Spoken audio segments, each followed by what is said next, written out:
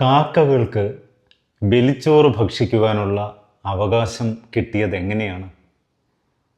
ഒരു കഥയുണ്ട്. മരുത്തൻ എന്ന രാജാവ് മഹേശ്വര സത്രം നടത്തുകയാണ്.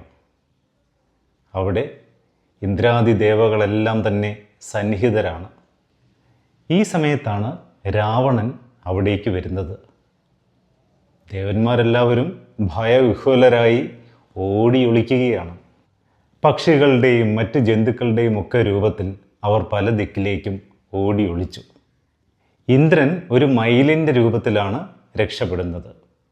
യമൻ സാക്ഷാൽ കാലൻ രക്ഷപ്പെടുന്നത് ഒരു കാക്കയുടെ രൂപത്തിൽ. വരുണനാകട്ടെ അരയന്നത്തിൻ്റെ രൂപത്തിലാണ് രക്ഷപ്പെടുന്നത്.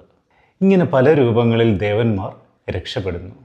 അതിനുശേഷം ഇന്ദ്രൻ മയിലിന് മഴ പെയ്യുമ്പോൾ നൃത്തമാടാനുള്ള അനുഗ്രഹം കൊടുക്കുകയാണ്.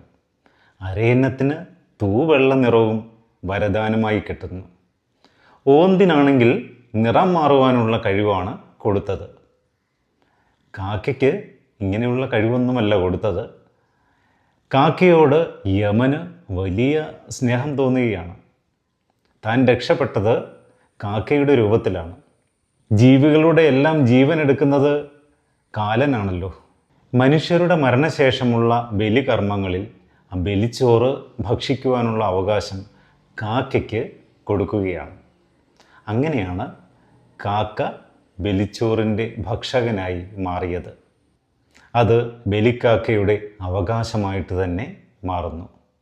മരണശേഷം കർമ്മങ്ങൾ ചെയ്യുമ്പോൾ പിതൃക്കൾക്ക് വേണ്ടി നീക്കിവെക്കുന്ന ആ ബലിച്ചോറ് നമ്മൾ കാത്തിരിക്കുന്നത് ബലിക്കാക്കയെയാണ്.